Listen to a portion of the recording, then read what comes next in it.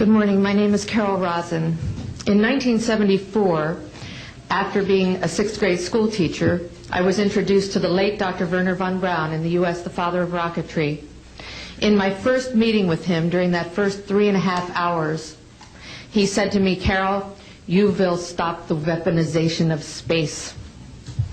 And I said, you know, teachers don't stop until June. He said, "No, you have to understand, this is February, and we have to prevent the weaponization of space because there is a lie being told to everyone that the weaponization of space is now first being based upon the evil empire, the Russians.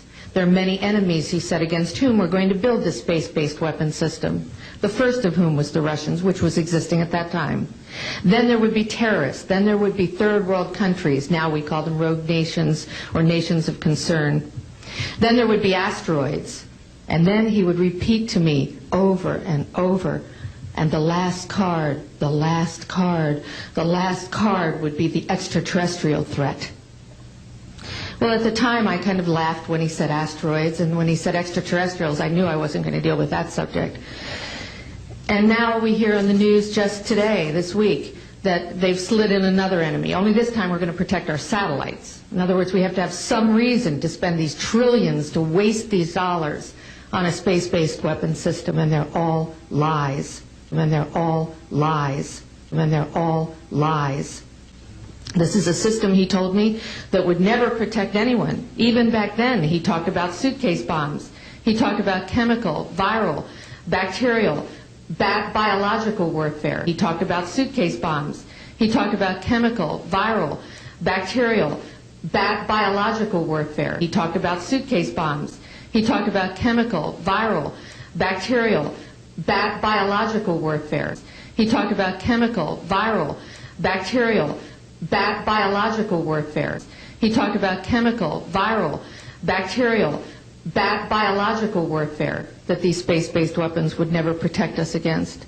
And then he told me that, in fact, if you travel around the world, which I did after he died in 1977, I met with people in over 100 countries who were friends. They didn't want to build space-based weapons. I became a space and missile defense consultant, and I worked with people around the world. I became an advisor to the People's Republic of China. They don't want to build a space-based weapon system, and he told me back then that they didn't. He said, "Go to Russia. They're considered to be the enemy." I got on a plane by myself. When I got to Russia, I had a list of people that I had read out of the newspaper. Chernenko was in office then. He was the only one I didn't get a chance to meet. They introduced me to everyone when I got there. And when I got back, I said, "Oh my Lord, this man is telling the truth. There is no threat." Oh my Lord, this man is telling the truth. There is no threat. Oh my Lord, this man is telling the truth. There is no threat.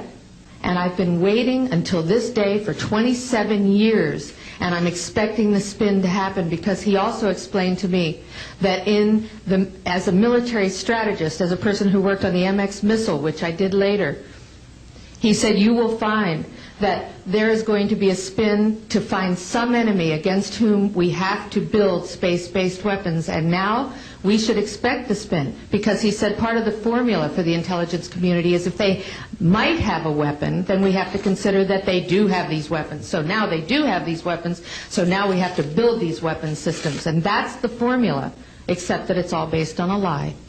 Except that it's all based on a lie. Except that it's all based on a lie. And we have witnesses here today that have shown you that these extraterrestrial beings, that these craft that have come here are now not UFOs, they're identified flying objects, and we know that they have beings in them.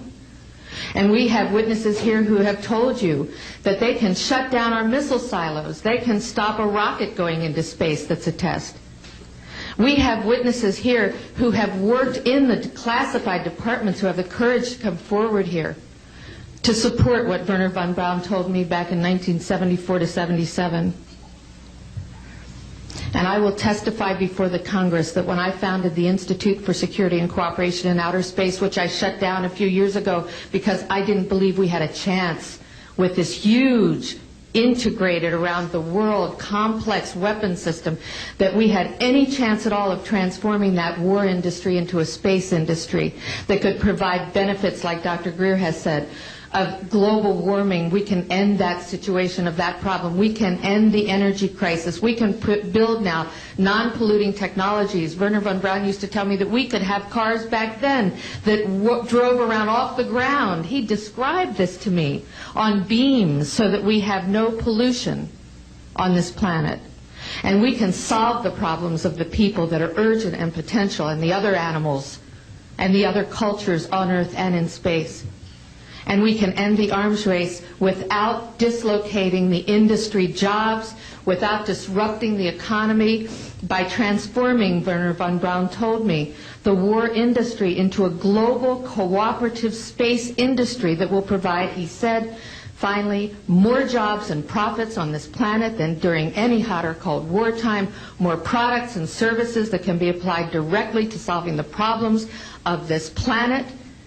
And we can have a whole planet now that lives in peace on Earth, with all the cultures on Earth, and with all the extraterrestrial cultures in space. And these are words that Werner von Braun told me in 1974, and I will testify before the Congress under oath about everything I have said and more. Thank you.